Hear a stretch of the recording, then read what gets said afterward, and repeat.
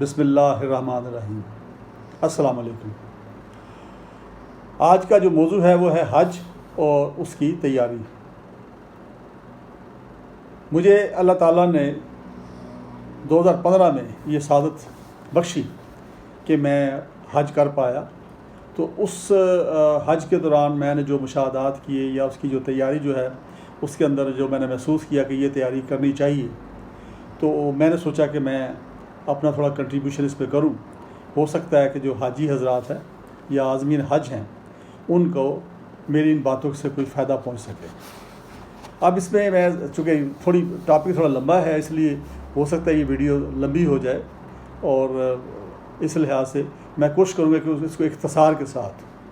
تو پہلی چیز تو یہ ہے کہ یہ ذہن میں رکھیے کہ حج جو ہے یہ بلاوا ہے خالق کا مخلوق کے لیے، تو اس کے لیے ایک بڑی تیاری ہوتی ہے، بڑے اس کے اندر آپ کہہ لیں کہ فزیکل تیاری بھی چاہیے، عبادات کے لیے بھی اس میں لرننگ بھی کرنی پڑتی ہے، کچھ سیکھنا بھی پڑتا ہے، دعائیں شوائیں ہیں، کیا کیسے کرنا ہے وہاں پہ، یہ ساری چیزیں اس کے اندر آتی ہیں۔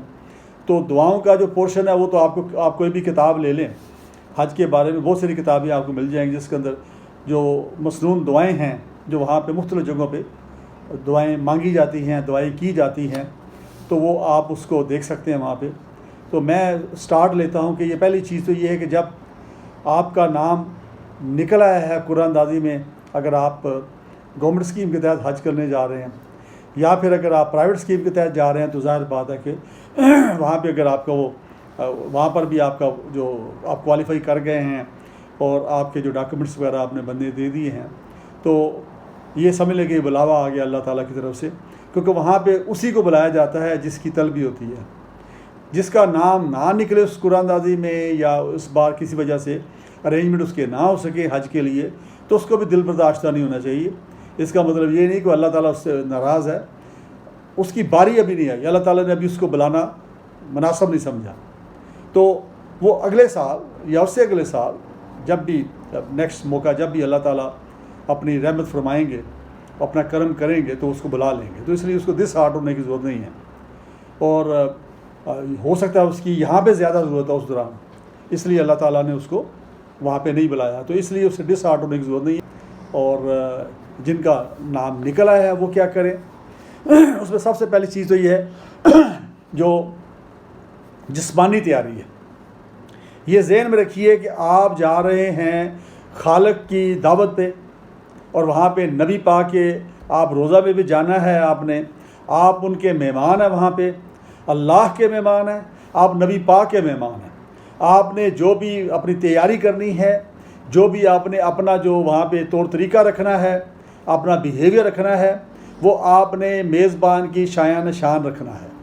تو یہ ذہن میں رکھیے گا بات۔ تو اب اس کی جو فزیکل تیاری ہے وہ کیا ہے، اب وہ ڈاکومنٹیشن وہ جو بھی کچھ ہے اس میں نہیں پڑھتا، وہ ظاہر بات ہے آپ روٹین میں کر چکے ہوں گے یا کر رہے ہوں گے، تو وہ تو آپ کو جو آپ کے جو بھی ہیں ریلیونٹ جو آپ کے گروپ لیڈر ہیں وہ آپ کو کروا رہے ہوں گے، اس میں تفصیل میں نہیں جاؤں گا۔ اسی طرح آپ حاجی کیمپ جو ہے صرف ایک جگہ پہ نہیں، ہر بڑے شہر کے اندر وہ موجود ہیں، آپ نے دیکھا ہوگا، یعنی فیصل آباد میں بھی ہے، لاہور میں بھی ہے، راول پنڈی اسلام آباد میں بھی ہے، کراچی میں بھی ہے، پشاور میں بھی ہے، تو ہر جگہ پہ ہیں۔ تو وہاں پہ ان کے جو انسٹرکشن ہے اس کے مطابق آپ ویکسینیشن ضرور کروا لیں۔ کئی لوگ جو ہوتے ہیں کوشش کرتے ہیں جی ویکسینیشن نہ ہو اور وہ جو ان کا کارڈ ہے وہ ویکسینیشن کا یا پیپر ہے وہ بن جائے، تو میں آپ کو مشورہ یہ دوں گا کہ وہ بیماریوں کی جو پاسبل بیماریاں ہو سکتی ہیں وہاں جا کے لگنے کی، کیونکہ اب پوری دنیا سے وہاں پہ لوگ آتے ہیں اور مختلف بیماریاں، مختلف جراثیم بیکٹیریا وہاں پہ ہوتے ہیں، تو وہ اس کے لیے آپ کی حفاظت کے لیے جو انجیکشن ہے نا ویکسینیشن یہ رکھی گئی ہے، یہ ضرور لگوائیں، لگوا کے جائیں، خالی آپ وہ اس کی فارمیلٹی پوری نہ کریں، یہ میری آپ سے ریکویسٹ ہوگی۔ ایک تو وہ تو ظاہر بات ہے، میں نے ایک گزارش کر دی۔ اب اس کے ساتھ ساتھ اگر آپ کوئی بیمار ہیں، کوئی روزمرہ آپ کی دوائیاں استعمال کرتے ہیں، تو وہ ادویات بھی اپنی ساتھ لے کے جائیں اس حساب سے جتنے دنوں کا آپ کا پروگرام بنا ہے، کیونکہ عام طور پہ 40 دن 30 دن 25 دن 20 دن مطلب مختلف جو ہوتے ہیں جو اسکیمیں ہیں اس کے تحت لوگ وہاں پہ حج پہ جاتے ہیں، تو اس کے لیے دوائیاں اگر آپ کو بلڈ پریشر کے مریض ہیں، آپ اگر شوگر کے مریض ہیں، یا آپ ویسے کوئی اینٹی بائیوٹک ساتھ لے جانا چاہتے ہیں، کوئی سر درد کی دوائی لینا چاہتے ہیں، تو وہ دوائیاں ساتھ ضرور لے جائیں، کسی اچھے ڈاکٹر سے لکھوا لیں کہ کون کون سی دوائیاں جو ہیں وہاں کام آ سکتی ہیں، اور پھر وہ لکھوانے کے بعد اس کا جو پرسکرپشن ہے، جو نسخہ ہے، وہ ساتھ رکھیں. اور حاجی کیمپ میں موجود جو ہے وہ جو ڈاکٹر صاحب ہیں جو سرکاری ڈاکٹر ہیں ان سے اپنی جو پیکڈ میڈیسن اس کے اوپر سیل لگوا لیں. وہ سیل بڑی ضروری ہے کیونکہ ادروائز سعودی عرب کے اندر ہو سکتا ہے کہ آپ کو دوائیاں آگے لے کر جانے نہ دیں. اور دوسرا یہ کہ آپ یہ بھی ذہن رکھیے کہ وہاں پہ منشیات کا داخلہ بالکل منع ہے. تو سم ٹائم یہ شک پڑ جاتا ہے کہ پتہ نہیں یہ دوائی جو ہے کیا ہے. تو وہ سیلڈ اگر آپ کے پاس ہوں گی پیک تو وہاں پہ آپ کے سامان سے اگر وہ دیکھیں گے تو پھر وہ آپ کو الاؤ کر دیں گے وہ لے جانے کی وہاں پہ. ادروائز پھر آپ کو وہاں پہ دوائیاں لینی پڑیں گی ان کیس آپ کو کوئی طبیعت خراب ہو جاتی ہے. تھوڑا بہت نزلہ زکام ہلکا پھلکا بخار یہ میں آپ کو بتاؤں ہر حاجی کو ایک بار ضرور ہوتا ہے وہاں پہ, کیونکہ وہاں پہ اتنی دنیا سے لوگ آئے ہوتے ہیں تو بیکٹیریا اور جراثیم کافی وہاں پہ عام ہوتے ہیں.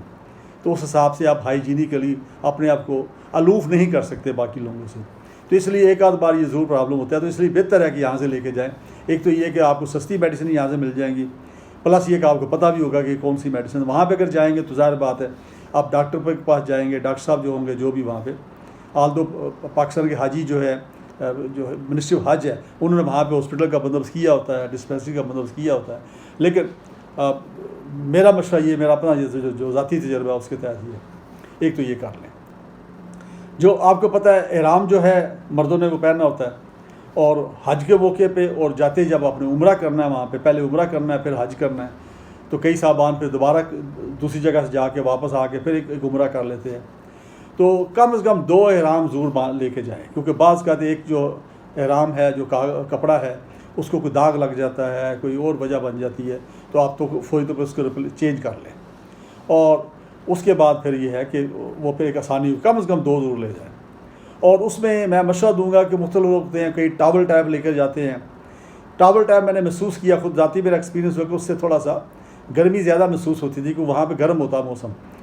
تو اس لحاظ سے وہ احرام آپ نے لے کے جانے ہیں. پھر آپ نے مردوں نے یہ کرنا ہے کہ وہ جو جوتے ہیں جس کے اوپر جو پب ہے وہ خالی نظر آئے, یعنی ایسی چپل ہوائی چپل اس کو کہہ لیں یہ آپ کو مل جائیں گی. آپ جا کے جائیں گے کسی دکاندار کے پاس جو جوتوں والا ہے تو اس کو بتائیں گے کہ میں نے حج کے لیے یا عمرے کے لیے پہننے ہیں. عمرہ اور حج کے لیے دونوں کے لیے آپ کو وہ جوتے اسپیشل پہننے پڑیں گے جس کی اسٹرائپ جو ہے یا جس کا جو چمڑا جو ہے وہ آپ کے پب کے اوپر نہ آئے. آپ کی جو پیر کا جو اونچا جو بنی ہوئی ہے جگہ اس کے اوپر بنا ہے وہ خالی ہونا چاہیے. یہ ریکوائرمنٹ ہے, ٹھیک ہے. اور وہ آپ ایسا جوتے لے کے جائیں جو کمفرٹیبل ہو, کیونکہ آپ کو چلنا بہت پڑنا ہے وہاں پہ. حج کے دوران آپ کو کافی چلنا پڑے گا. تو اس لحاظ سے وہ جوتا ہے جو آپ لے کے جائیں گے, بلکہ ہو سکے تو وہ جوتا لے کے کچھ دن پہلے آپ یہاں استعمال کریں تاکہ آپ کے پاؤں اس کے عادی ہو جائیں. کئی بار مجھے یہ ہوا تھا کہ وہاں پہ جا کے مجھے جوتے لگنے شروع ہو گئے تھے. ایک بڑا اچھا جوتا میں لے کے گیا تھا, بڑی اچھی کمپنی کا, نام نہیں لوں گا کیونکہ وہ مارکیٹنگ ہو جائے گی اس کی. تو وہ جوتا قیمتی بھی تھا, اچھا بھی تھا, لیکن وہاں پہ میں نے ایک بار ہی پہنا تو مجھے اس کے اسٹرائپ جو ہے وہ لگنے شروع ہو گئے پاؤں کے, کیونکہ میرے پاؤں عادی نہیں تھے اس کے. اس طرح میں نے جو کھلی جوتی پہنی جو سلیپر ٹائپ ہوتے ہیں جو اوپر سے پاپ خالی ہو جس کا, تو وہ بھی میں اس کا عادی نہیں تھا اور مجھے دقت ہوئی. مجھے وہاں پہ میرے پاؤں میں تھوڑے زخم بھی بنے, چھالے بھی بنے. تو کوشش کریں کہ وہ جوتے جو آپ وہاں کے لے کے جا رہے ہیں وہ ایک جوڑا فالتو لے لیں اور وہ یہاں پہ اس کے پاؤں کو عادی کر لیں, تھوڑا اس پہ چلے تاکہ وہاں پہ آپ کو دقت نہ ہو. تو یہ تو ہے. اچھا, اس کے علاوہ کیا لباس لے کے جانا آپ نے؟ کوئی زیادہ کپڑے اٹھانے کی ضرورت نہیں, میں آپ کو بتا دوں, کیونکہ جو عمرہ کے دوران اور حج کے وہ جو دن ہیں جب آپ نے مینا چلے جانا ہے اور مینا کے بعد پھر میدان عرفات میں جانا ہے, میدان عرفات سے پھر مزدلفہ جانا ہے, پھر واپس آ کے مینا میں آپ نے رہنا ہے, پھر وہاں پہ وہ جو پتھر مارنے ہیں کینکریاں مارنی ہیں, وہ سارا پروسیس آپ نے 3 دن کرنا ہے. اور پھر اس کے بعد جب آپ نے طواف زیارہ کرنا ہے تو یعنی طواف زیارہ سے بلکہ پہلے ہی خیر جب آپ نے بال کٹوا لینے ہیں اور اس کے بعد پھر آپ نے احرام اتارنا تو پھر آپ لباس آپ چینج کریں گے اور پھر طواف زیارہ جو ہے آپ سادہ لباس کے اندر جا کے کریں گے. احرام اس سے پہلے آپ اتار چکے ہوں گے کیونکہ قربانی ہو جائے گی. قربانی کے بعد بال کٹوانے ہوتے ہیں سر کے اور اس کے بعد آپ احرام جو ہے اتار دیتے ہیں. تو اس لیے وہ دن تو آپ کا احرام ہے, آپ کا لباس ایک چادر انسلی, ٹھیک ہے, سفید رنگ کی, اور وہ جو لٹھے کی بھی ہو سکتی ہے کوئی بھی کپڑا ہو سکتا ہے، لیکن ایسا کپڑا لے کے جائے جو کمفرٹیبل ہو. باقی لباس بڑا سادہ سا لے کے جائے، تھوڑا لے کے جائے کہ وہاں جا کے آپ کو وزن کم سے کم کریں اپنا. آپ نے کافی دن وہاں گزارنے ہیں اور کئی جگہ پہ جانا ہے، جتنا وزن کم آپ کے پاس ہوگا اتنا آسانی ہوگی، ورنہ آپ وزن ہی اٹھاتے رہیں گے اور آپ کو عبادات کا مزہ نہیں آئے گا. ٹھیک ہے، تو اس لحاظ سے میں کیا کر کے گیا تھا، میں اپنا تجربہ بتا دیتا ہوں. اب باقی لوگ ہو سکتا ہے اپنے اپنے حساب سے جس لباس میں کمفرٹیبل ہوں. میں تو 2 جین لے کے گیا تھا اور ساتھ میں کچھ 4-5 ٹی شرٹس لے کے گیا تھا، اور وہاں پہ میں ٹی شرٹ جو ہے وہ دلوا بھی لیتا تھا، جین بھی میں نے دلوا لی تھی. تو احرام کے علاوہ باقی دنوں میں جین پہنتا تھا اور اوپر ٹی شرٹ. میں بڑا کمفرٹیبل رہا اس کے اندر. وہاں پہ میں نے آپ کہہ لیں کہ ایک تو جین تھوڑی موٹی بھی ہوتی ہے، اور جو حرم پاک ہے وہاں پہ چونکہ فرش ہوتا ہے نیچے، وہاں کارپیٹ نہیں ہوتا. مسجد نبی میں کارپیٹ ہوتا ہے، وہاں پہ کمفرٹیبل ہوتا ہے آپ کے جو، لیکن وہاں پر بھی اگر آپ تھوڑا لیٹ گئے ہیں نماز کے لیے تو ہو سکتا ہے اندر آپ کو جگہ نہ ملے، پھر آپ کو فرش پہ جو صفیں بنی ہیں وہاں پہ آپ کو نماز پڑھنی پڑے. تو وہ وہاں پہ کارپیٹ نہیں ہوتا، وہاں فرش ہے، پتھر لگا ہوا ہے. تو وہاں ہو سکتا ہے آپ کے گھٹنے یا ادھر آپ کو چبھے، فرش چبھے. تو جین کے اندر وہ بھی زیادہ کمفرٹیبل رہتا ہے کیونکہ جین تھوڑی موٹی ہوتی ہے. تو میں تو اس میں بڑا کمفرٹیبل رہا تھا، لیکن آپ اپنی مرضی کر لیجئے. تو میں کوئی 4 یا 5 ٹی شرٹس اور 2 جین لے کے گیا تھا. یہی میں ریکمینڈ کروں گا آپ کو کہ وہاں پہ آپ یہ استعمال کریں. ایک تو اس میں بندہ سمارٹ ہوتا ہے، چلنا پھرنا آسان ہوتا ہے، کیونکہ بھاگ دوڑ بھی ہے نا تھوڑی بہت، وہاں پہ رش بڑا ہوتا ہے. تو شلوار قمیض جو ہے زیادہ لوگ شلوار قمیضیں لے جاتے ہیں، اگر اس میں کمفرٹیبل ہے ٹھیک ہے وہ لے جائیں. لیکن دھوتی ٹیپ جو ہے یہ تو بالکل نہ لے کے جائیں، وہ بڑا کمفرٹیبل بالکل آپ نہیں رہیں گے، آپ کے لیے بڑا مشکل ہوگا کیونکہ رش ہے. سمٹا بندے پہ بندہ چڑھا ہوتا ہے، وہاں پہ اتنا رش ہوتا ہے حج کے دنوں میں، جب آپ طواف کر رہے ہیں اس وقت بھی، تو وہ آپ کے لیے پرابلم ہو جائے گا. تو اس لیے شلوار قمیض میں اگر آپ کمفرٹیبل ہے ٹھیک ہے، لیکن سب سے بیسٹ جو ہے میرے خیال کے مطابق تو وہ جین اور ٹی شرٹس ہیں. تو ایک تو یہ مردوں کے لیے ہے کہ وہ لے جائیں ساتھ. اس کے ساتھ جو ضروری ہے صابن ہے، وہ آپ بغیر خوشبو کے صابن آپ لے جا سکتے ہیں، کیونکہ باقی دنوں میں تو آپ خوشبو والا صابن بھی استعمال کر سکتے ہیں، لیکن جب آپ نے احرام باندھا ہوگا تو آپ خوشبو والا صابن نہ ہی پرفیوم لگا سکتے ہیں، نہ آپ باڈی اسپرے لگا سکتے ہیں. یہ لازمی ہے، یہ اس کے جتنے بھی جو ریکوائرمنٹس ہیں حج کے دوران جو احرام کی حالت میں، یہ اس کی ریکوائرمنٹس ہیں. اس لیے آپ کوئی آپ بال نہیں توڑیں گے اپنا، کوئی ناخن نہیں کاٹیں گے اس دوران. جو ناخن کاٹنے ہیں، بال کٹوانے ہیں، اس سے پہلے کٹوا لیں. احرام باندھنے سے پہلے یہ سب کچھ کر لیں. آپ احرام کی حالت میں نہ آپ ناخن کاٹ سکتے ہیں، نہ بال کاٹ سکتے ہیں، نہ کوئی آپ درخت توڑ سکتے ہیں، نہ کسی درخت کا پتا توڑ سکتے ہیں. یہ ذہن میں رکھیے گا. تو یہ تو مردوں کے لیے میں نے بتا دیا. سر جو ہے آپ نہیں ڈھانپ سکتے. احرام کی حالت میں آپ کا سر ننگا ہوگا، کوئی ٹوپی آپ نہیں پہن سکتے. چھتری البتہ کئی لوگ لے لیتے ہیں، دھوپ ہے تو چھتری کو تھوڑا اونچا کر کے وہ پکڑ لیتے ہیں ہاتھ میں تاکہ سر پہ نہ لگے، تو وہ ایکسیپٹیبل ہے، وہ استعمال کی جا سکتی ہے. لیکن ٹوپی آپ نہیں پہن سکتے، یعنی جو سر کو ٹچ کر رہی ہے وہ آپ کوئی چیز نہیں پہن سکتے. نہ ہی آپ رومال لپیٹ سکتے ہیں، نہ ہی کوئی کپڑا لپیٹ سکتے ہیں، وہ آپ نہیں لپیٹ سکتے اس کے اوپر. یہ تو تھا مردوں کا. اب خواتین جو ہیں وہاں پہ ان کو برقع یا بایا یا اس طرح کی چیزیں ان کو ایئرپورٹ سے اترنے سے پہلے وہ پہنی ہونی چاہیے، کیونکہ سعودی عرب کے لاز بڑے سخت ہیں. وہاں پہ خواتین جو ہیں وہ بے پردگی جو ہے اس کی بالکل الاؤ نہیں ہے، اور وہاں کے قوانین اس کے اوپر کافی سخت ہیں. کہیں ایسا نہ ہو کہ آپ کے لیے کوئی پرابلم آ جائے. تو خواتین بھی اسی طرح سارا پروسیس جو میں نے پہلے بتایا مردوں کے لیے کہ وہ آپ کہہ لیں کہ خوشبو نہیں لگا سکتی، خوشبو والا صابن استعمال نہیں کر سکتے ان دنوں میں جب وہ عمرہ کر رہی ہیں، اور ان دنوں میں جب حج ہو رہا ہے تو وہ کوئی خوشبو وغیرہ استعمال نہیں کر سکتی، کوئی میک اپ، کوئی لپسٹک، اس طرح کوئی ناخن وہ بھی نہیں کاٹ سکتی، کوئی بال نہیں کاٹ سکتی، کوئی پلکنگ نہیں کر سکتی، کوئی کریم نہیں لگانی خوشبو والی، کوئی چیز ایسی نہیں لگانی. یہ خواتین کے لیے. لباس وہ سادہ لے کے جائیں گی لیکن سارا باڈی کورڈ ہونی چاہیے، اور اس کے اوپر میں نے بتایا کہ گون ٹیب یا برقع ٹیب یا اس طرح کی چیز ہو. سر ڈھانپ کے رکھیں گی خواتین، لیکن چہرہ ان کا ننگا ہوگا عمرے کے دوران اور حج کے ان دنوں میں. اسپیسیفک دن جب مینا جانا ہے اور اس کے بعد میدان عرفات میں جانا ہے، پھر مزدلفہ میں رات گزارنی ہے، پھر اس کے بعد باقی دن جو مینا میں رہنا ہے، اور جب تک قربانی نہیں ہو جاتی وہ سر چہرہ نہیں ڈھانپ سکتی. تو یہ تو آپ کی ہے. اسی طرح وہ بھی کپڑے اس طرح کو لے جائیں، وہ 3-4 جوڑے لے جائیں، میرا خیال زیادہ نہ لے جائیں وہاں پہ، اور زیادہ سادے سے کپڑے کوشش کریں، سوتی ٹائپ کپڑے جس کے اندر کمفرٹیبل رہ سکیں، چونکہ موسم وہاں پہ شدید ہوتا ہے. تو وہاں چاہیں تو کپڑے دھو بھی سکتے ہیں آپ نا. اگر آپ کسی ہوٹل میں ٹھہرے ہیں تو وہاں پہ آپ کو واش روم اٹیچ ہے، اگر آپ جوائنٹ ہیں تو پھر وہاں تھوڑی دقت ہوتی ہے. تو اس حساب سے جیسے آپ جا رہے ہیں آپ اپنے آپ کو مشورہ کر کے، آپ کا جو بھی لیڈر ہے وہاں پہ گروپ لیڈر، اس سے ڈسکس کر کے، یا اگر کوئی حج کا کوئی ارینجمنٹ کر کے کوئی لے جا رہا ہے اپنے گروپ کو، تو اس کا جو بھی ہیڈ ہے وہ اس سے آپ مشورہ کر سکتے ہیں. یہ تو تھا لباس کے بارے میں. اب رہا جسمانی.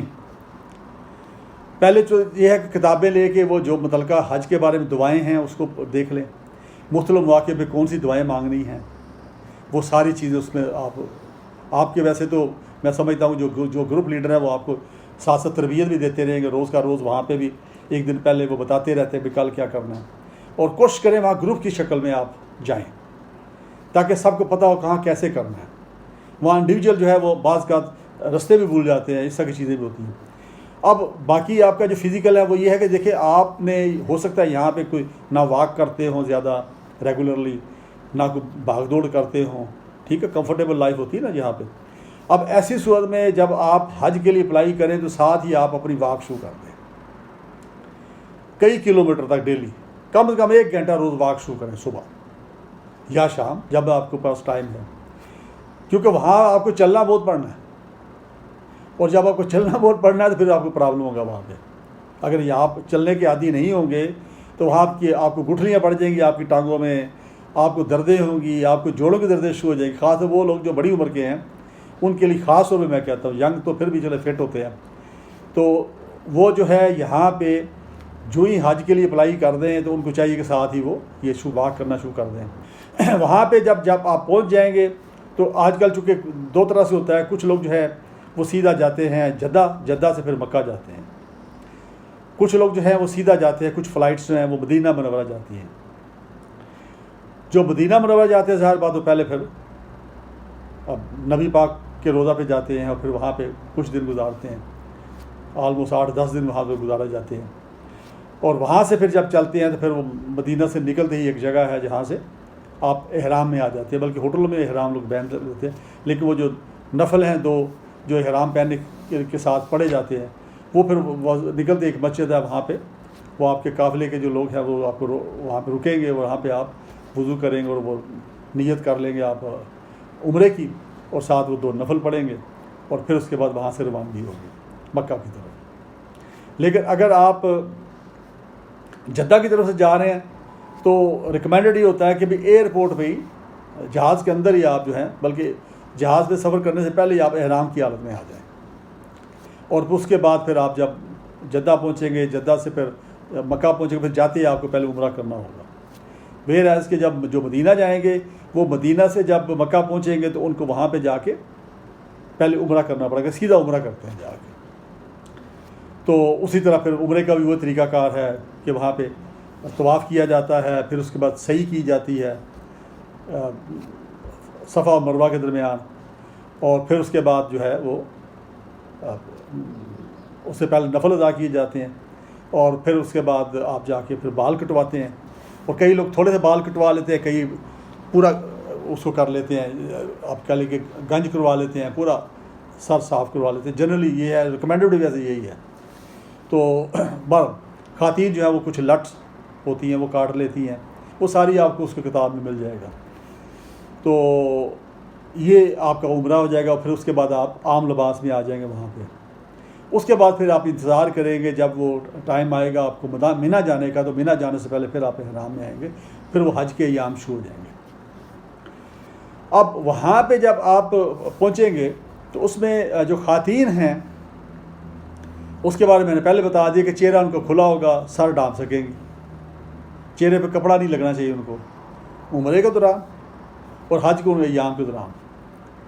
اور اس کے بعد پھر آپ وہاں پہ جا کے ظاہر طواف جو ہے ایک ایسی، آپ جب پہلے مکہ پہنچ جائیں گے، یعنی مدینہ سے اگر آئے ہیں تو مکہ آ جائیں گے حج کے دنوں میں، اور اگر مدینہ مکہ پہلے پہنچے تو پھر بعد میں آپ مدینہ جائیں گے، پھر وہاں سے آپ کی روانگی واپسی ہو جائے گی اپنے وطن میں۔ جب آپ حج کے لیے سٹارٹ کریں گے تو آپ سب سے پہلے کہاں جائیں گے؟ آپ مینا جائیں گے۔ مینا میں پہلی رات کا قیام آپ کا ہو جاتا ہے، پھر آپ میدان عرفات چلے جاتے ہیں۔ میدان عرفات میں آپ مغرب تک وہاں سٹے کرتے ہیں، اور اس دوران جو ہے خطبہ حج ہوتا ہے اور آپ کا حج ہو جاتا ہے۔ وہ جو ساتھ ہے میدان عرفات میں، جب وہ حج کی ساتھ آتی ہے یا وہ ٹائم آتا ہے، اس کے بارے میں کہا جاتا ہے کہ اس وقت اگر جو بھی اس ایریا میں ہے اس کا حج ہو جاتا ہے۔ کچھ لوگ کہتے ہیں حج ہو جاتا ہے، پھر اس کے بعد آپ وہاں پہ دعائیں مانگتے ہیں۔ دعائیں تو آپ سارا دن ہی مانگتے ہیں وہاں پہ میدان عرفات میں، دعائیں تو آپ یہاں سے شروع کر دیتے ہیں نا۔ اب دعا کے بارے میں کیا ہے؟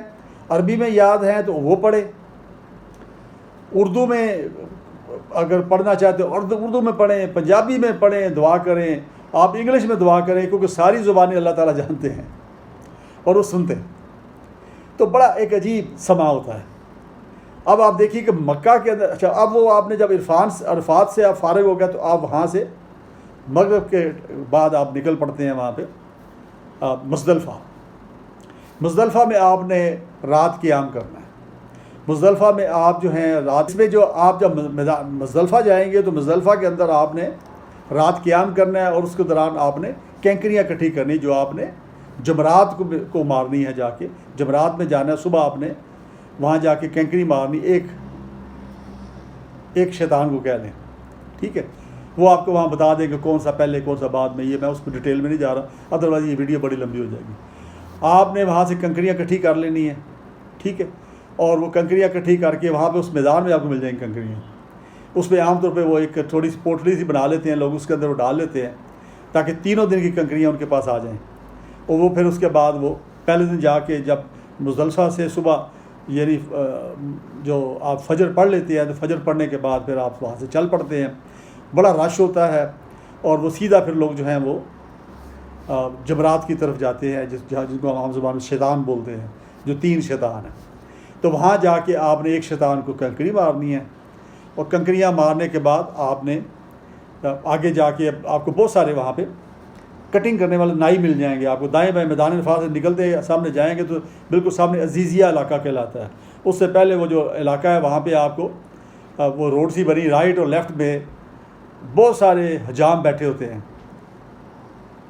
تو ویسے خانہ کعبہ کے ساتھ بھی ایک بلڈنگ ہے، اس کے بیسمنٹ کے اندر بہت سارے حجام ہیں۔ جب عمرہ کرنے آپ جائیں گے تو وہ وہاں سے بھی آپ کروا سکتے ہیں، اور کوئی زیادہ وہ چارج نہیں کرتے۔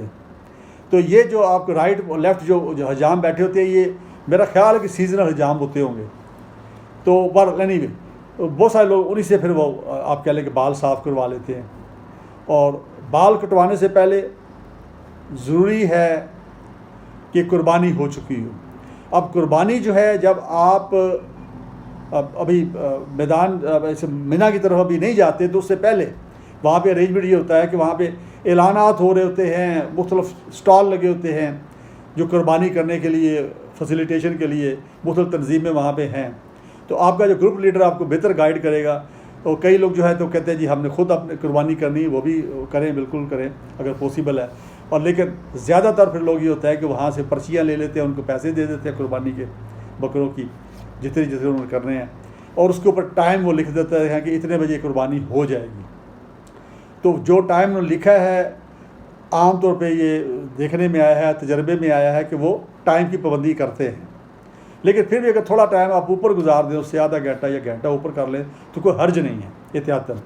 تو وہ آپ جو ہے اس وقت پھر آپ نے بال کٹوانے ہیں، یعنی جمرات کو پتھر مار کے اس کے بعد آگے نکل گئے ہیں۔ اگر وہ ٹائم آپ سمجھتے ہیں کہ قربانی کا ٹائم جو آپ کو دیا گیا تھا وہ گزر گیا ہے اور قربانی ہو چکی ہوگی، تو پھر آپ بال کٹوا دیں گے۔ بال کٹوانے کے بعد پھر آپ اپنی ریزیڈنس میں چلے جائیں گے، جو عزیزیہ میں عام طور پہ ہوتی ہیں زیادہ۔ تو وہاں پہ اگر آپ چلے جائیں گے تو وہاں جا کے آپ اپنا لباس چینج کر لیں گے، آپ شاور لیں، غسل کریں اور کپڑے چینج کریں، احرام جو ہے اس کو آپ اتار دیں، اور وہاں سے پھر آپ کوشش کریں پہلی فرصت میں آپ طواف زیارہ کے لیے حرم پاک میں چلے جائیں۔ جب آپ وہاں پہ بڑا رش ہوگا، بڑا ڈسپلن کی ضرورت ہے۔ جذباتی ہونے کی ضرورت نہیں ہے، کسی پہ غصے ہونے کی ضرورت نہیں ہے، کیونکہ اب آپ جو ہیں اللہ تو کے غلام تو ہم پہلے ہی ہیں اللہ تعالیٰ کے، وہ قادر مطلق ہیں، انہوں نے وہاں بلایا ہوا ہے، ان کی دعوت پہ ہم گئے ہوئے ہیں، تو ہم نے کوئی ایسی حرکت نہیں کرنی جس سے ہمارا میزبان ہم سے ناراض ہو جائے یا کسی کو ہم سے تکلیف پہنچے، کسی کو ہم کو برا بلا نہیں کہنا، کسی سے لڑنا نہیں ہے، اپنے جذبات پہ، کیونکہ حج کا نام ہی ہے، عبادت ہی یہی ہے کہ آپ نے اپنے آپ کو اپنے قابو میں رکھنا ہے، اور ٹینڈ آپ کی ہو گئی ہے، بال آپ کے کٹ گئے ہیں، آپ غلام ہیں، اور غلام کا غلامی میں نخرہ تو ٹھیک ہے۔ اچھا، اب آپ وہاں پہ طواف زیارہ کریں گے، طواف زیارہ جو ہے اسی طرح ہوتا ہے کہ 7 چکر لگانے پڑتے ہیں اس کے، اور اس کے بعد پھر اب مقام ابراہیم کے سامنے آپ 2 نفل ادا کرتے ہیں، جیسے کہ عمرہ، کوئی بھی عمرہ آپ نے کیا یا طواف جو ہے اس میں ایک ہی طریقہ کار ہے۔ عمرہ میں ذرا یہ ہے کہ آپ پھر صفا و مروہ کے بھی چکر لگاتے ہیں ساتھ، ٹھیک ہے نا، لیکن جو عام طواف ہے اس میں آپ صفا اور مروہ کا چکر نہیں لگاتے، وہ آپ صرف ادھر کے چکر لگاتے ہیں، حرم پاک کے خانہ کعبہ کے ارد گرد، اور اس کے بعد آپ 2 نفل پڑھتے ہیں اور دعا مانگ لیتے ہیں، تو یہ آپ کا طواف زیارہ ہو جاتا ہے۔ اب چونکہ رش بڑا ہوتا ہے، پیچھے سے سارے حاجی حضرات سارے اکٹھے ہو چکے ہیں، جو مدینہ سے آئے تھے وہ بھی وہاں پہ ہیں، تو ہر ایک نے طواف زیارہ بھی کرنا ہے اور پھر طواف وداع بھی کرنا ہے۔ اب اس میں آپ کو ریکمینڈ یہ کروں گا کہ اگر ممکن ہو تو آپ طواف زیارہ جب کرنے چلے گئے ہیں تو احتیاطاً آپ اسی دوران یعنی تھوڑا گیپ ڈال کے وہاں بیٹھے رہیں، عبادت کریں، اللہ سے دعائیں مانگیں، اپنی مغفرت کی، اپنی جو پریشانی ہے اس کے دور کرنے کی، جو بھی منہ میں آتا ہے آپ مانگیں۔ وہ تو کلیئر سیل ہے اس وقت، وہ دروازے کھولے ہوئے اللہ تعالیٰ نے سب کے لیے، مانگو میں دیتا ہوں، کلیئر سیل میں نے بتایا نا، دعاؤں کی قبولیت کی کلیئر سیل چل رہی ہے، جو مرضی مانگے، پنجابی میں مانگے، اردو میں مانگے، انگلش میں مانگے، عربی میں مانگے، تو وہ دعائیں شوائیں مانگے۔ پھر اس کے بعد آپ کوشش کریں کہ آپ، کیونکہ رش بڑا ہے اور پتہ نہیں بعد میں آپ کیسے آئیں، کس طرح کیا پرابلم ہو، سم ٹائم نہیں آ پاتے دوبارہ، رش بڑا ہوتا ہے، آنا تو پڑے گا بعد، کیونکہ طواف وداع ضروری ہے، تو اس لیے احتیاطاً طواف وداع بھی اسی آپ کہہ لیں چکر کے اندر لگا لیں، کیونکہ پہلے طواف زیارہ کر کے پھر بعد میں نے ایسا کیا تھا، میں اس لیے آپ کے ساتھ شیئر کر رہا ہوں، لیکن پھر بعد میں مجھے پھر اپرچونٹی مل گئی تھی، پھر میں ایک بار چلا گیا تھا اور طواف وداع پھر میں نے اس کو رپیٹ کر لیا تھا۔ تو وہاں میں نے علماء کرام سے پوچھا، تو انہوں نے کہا جی ٹھیک ہے، آپ بالکل جو ہے اس کے اندر کر سکتے ہیں، ساتھ ہی کر سکتے ہیں، آپ طواف وداع بھی کر سکتے ہیں۔ تو وہ میں نے کر لیا احتیاطاً۔ پھر اس کے بعد مجھے اللہ کا شکر ہے کہ نیکسٹ ڈے جو ہے جب واپسی تھی تو پھر میں آفٹر نون میں لنچ کے بعد موقع مل گیا تو میں پھر چلا گیا، اور پھر میں طواف وداع میں نے دوبارہ کر لیا، تو یہ سعادت مجھے دوبارہ حاصل ہوئی۔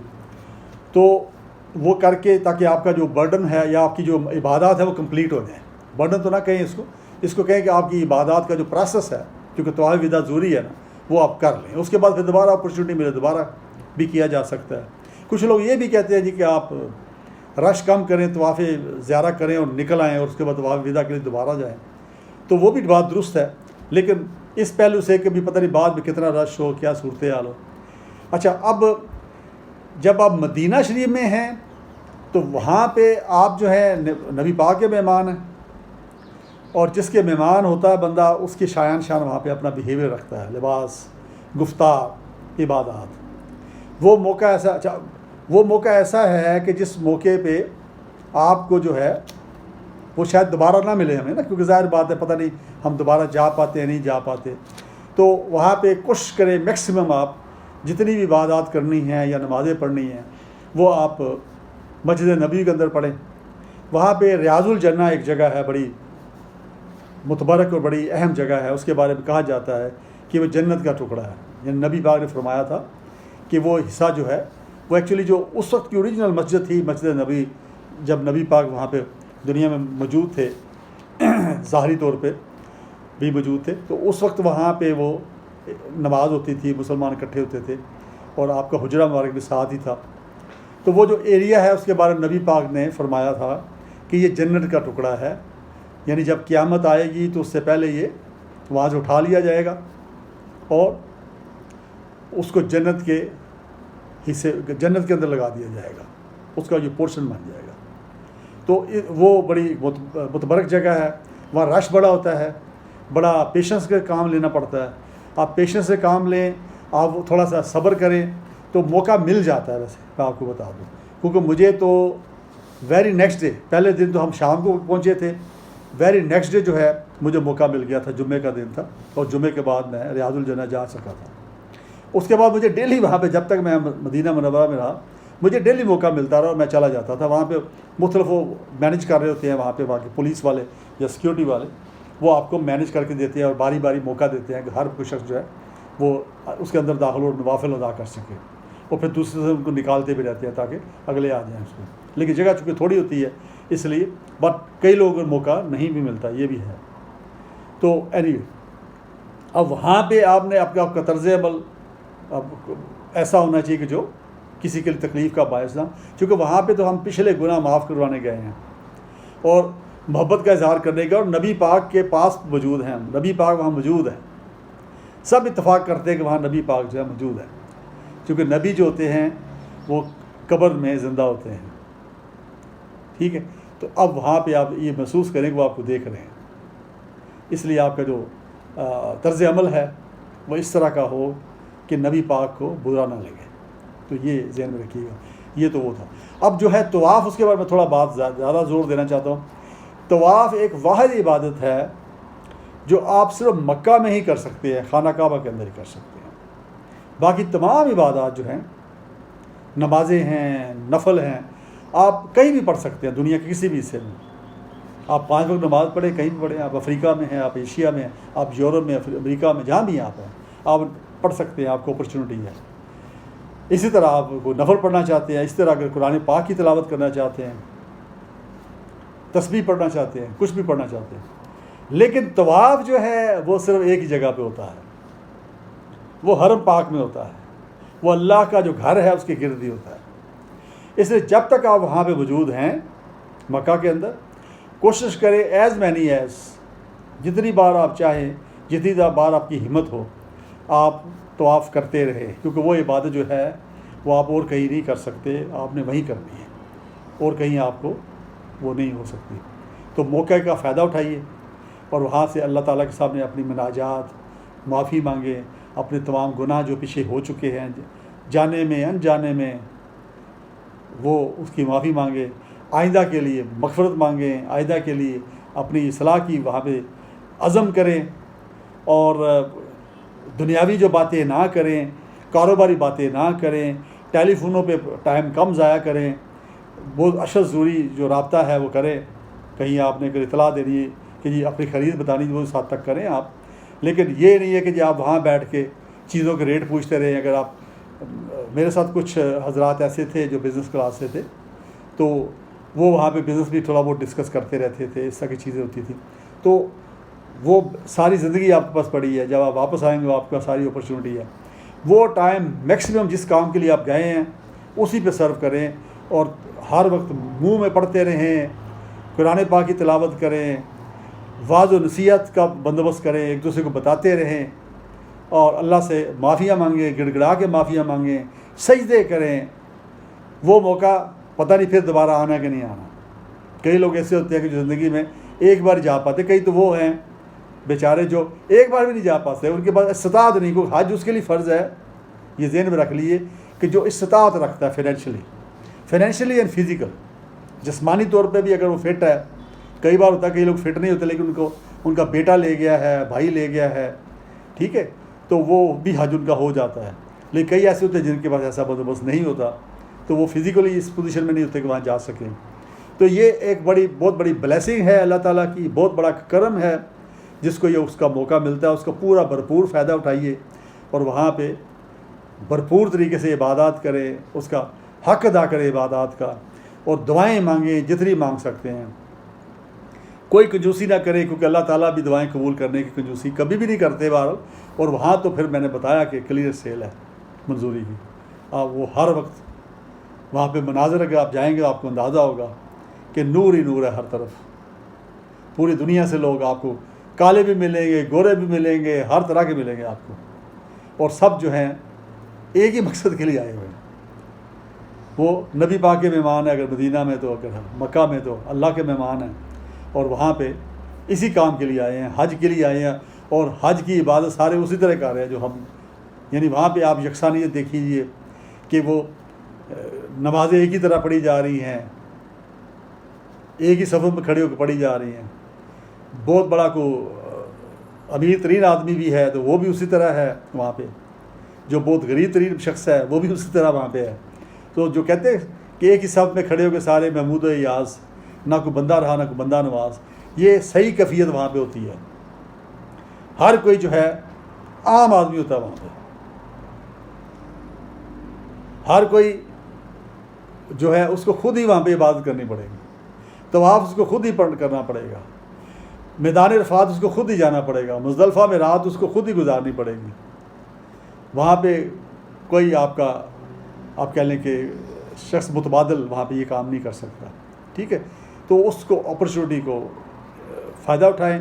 اور وہاں پہ اچھا اب آ گیا خوراک کے بارے میں یہ آپ کو گزارش کروں گا کہ کم سے کم کھائیں، اتنی ہی کھائیں جتنی ضروری ہے. بہت زیادہ کھائیں گے تو پیٹ بوجھل ہو جائے گا، طبیعت بھی خراب ہو سکتی ہے، کیونکہ جگہ چینج ہے، رش بڑا ہے، ہر طرح کا بیکٹیریا جراثیم وہاں پہ موجود ہے.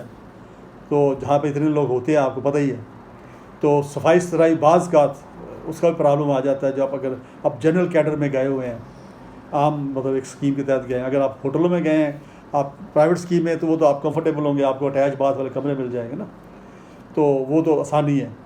اور پھر دوسرا یہ کہ وہاں پہ جو لیکوڈ ہے یعنی پانی اور جوس، یہ آپ کو وہاں پہ اپنے پاس ہمیشہ پیچھے ایک آپ کا دے گا، جو آپ کا گروپ لیڈر ہے، آپ کو ایک بیگ سا دے گا جو آپ پیچھے ٹانگ کے رکھیں گے.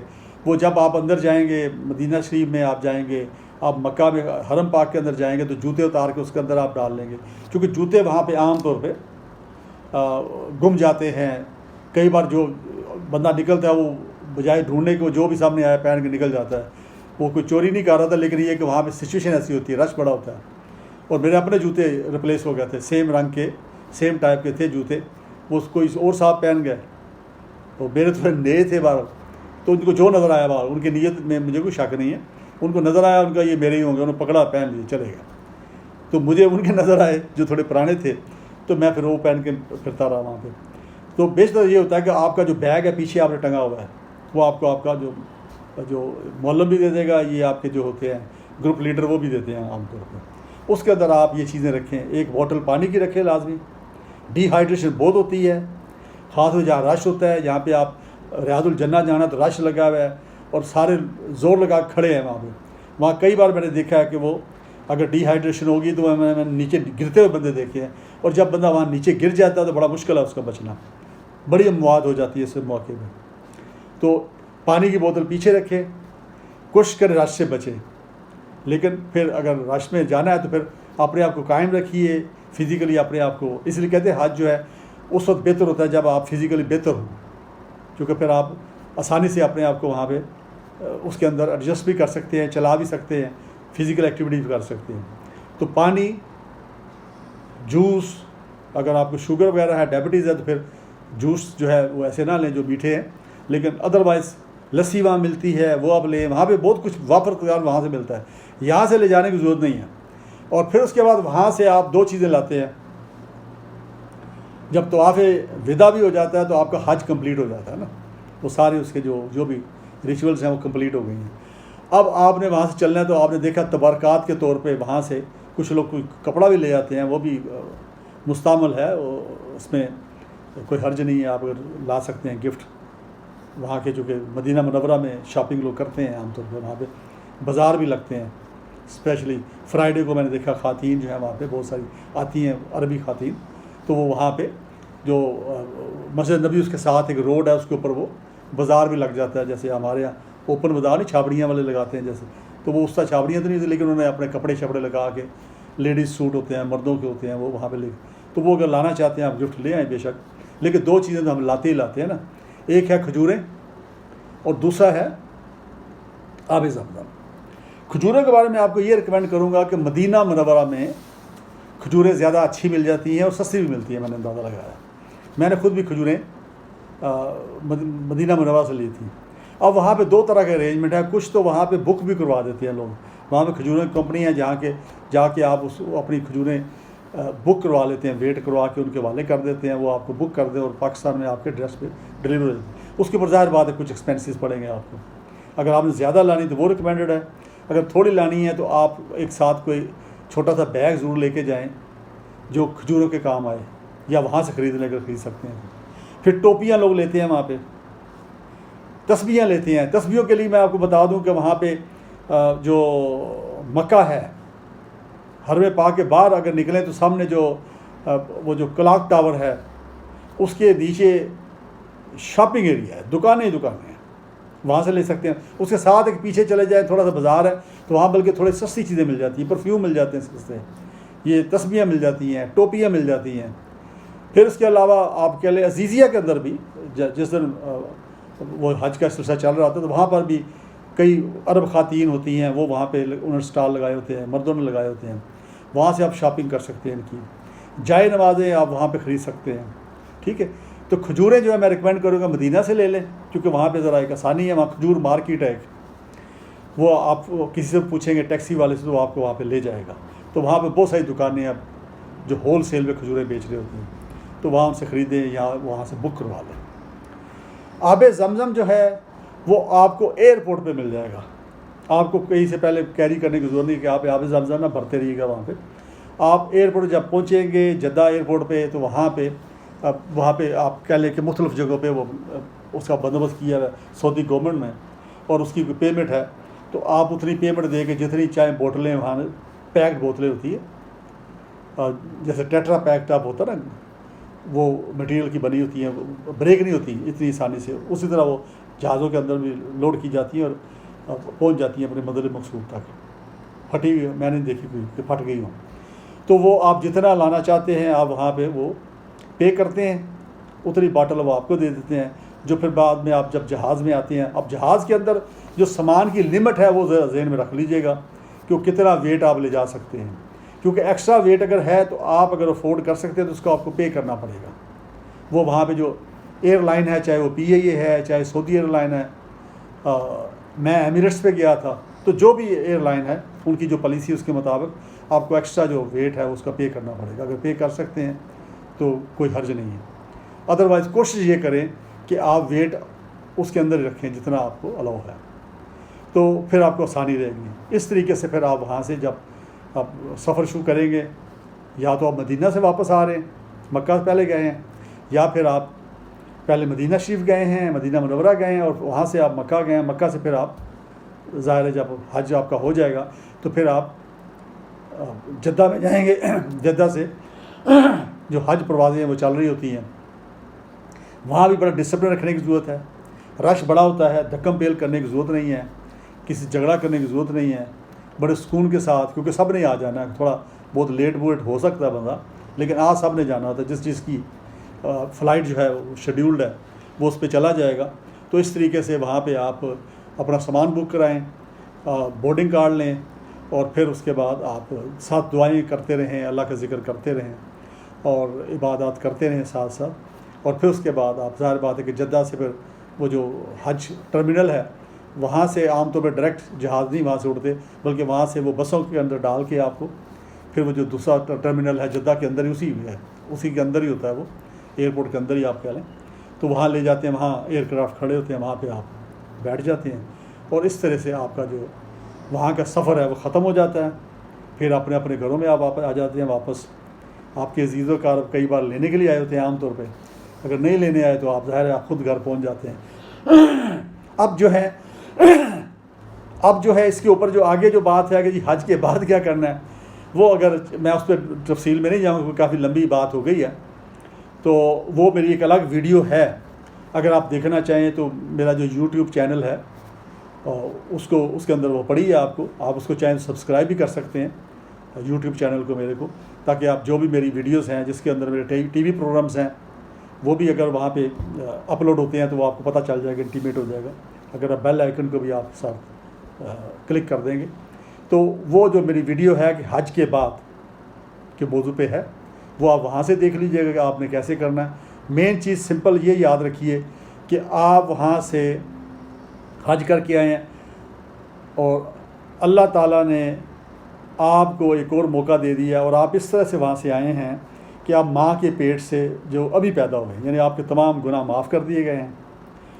آپ اس عزم کے ساتھ آپ نے وہاں معافی تلافی کی ہے اللہ تعالیٰ سے، عاجزی کے ساتھ، انکساری کے ساتھ، کہ میرے پچھلے گناہ معاف فرمائیں، آئندہ کے لیے توبہ۔ تو اب آپ کوشش کریں کہ جب واپس آپ آ گئے ہیں تو وہ غلطیاں، وہ خطائیں، وہ گناہ چھوٹے موٹے جو بھی ہم سے ہو جاتے ہیں اس سے اوائڈ کریں، اس سے بچیں، اور نماز پنجگانہ کی عادت آپ کو وہاں سے پڑ چکی ہے وہ آپ کنٹینیو کریں، اور اس یعنی تمام لوگوں کے لیے آپ خیر کی ایک علامت بن جائیں۔ اس کے بعد جو بھی ہو اس کو پتہ یہ حاجی صاحب ہیں، حج کر کے آئے، یہ حاجن صاحبہ ہیں، اور آپ کی وہ جو عادات ہے اس میں تبدیلی آنی چاہیے، اور اب آپ اللہ کی ماننا شروع کر دیں۔ اللہ کو تو مانتے ہی آپ پہلے، اب اللہ کو مانیں، اللہ کی مانیں، اللہ کو مانتے ہیں، اللہ کی مانیں، ہر وہ کام کریں جو اللہ نے فرمایا ہے، ٹھیک ہے، اور خیر بانٹیں، خیر تقسیم کریں، اور محبت کا پیکر بن جائیں سب کے لیے، جو بھی آپ کو ملنا چاہے خوشی سے ملنا چاہے، نفرت ختم کریں، کسی کے ساتھ بھی نفرت ختم کریں، اور کوئی بھی آپ سے نفرت نہ کرے، اس طرح کا آپ کا طرز عمل ہونا چاہیے۔ تو وہ آپ اس ویڈیو میں اگر دیکھیں گے تو آپ کو تفصیل سے مل جائے گا۔ ان خیالات کے ساتھ اس دوران اگر مجھ سے کوئی خطا یا غلطی ہو گئی ہو، انجانے میں ہوئی ہوگی، ظاہر جانے میں تو نہیں ہوئی نا، تو اس کی میں اللہ تعالیٰ سے بھی معافی مانگتا ہوں اور آپ سے بھی معافی کا طلبگار ہوں۔ تو مجھے اپنی دعاؤں میں یاد رکھیے اور اپنا بھی خیال رکھیے۔ بہت شکریہ۔ السلام علیکم۔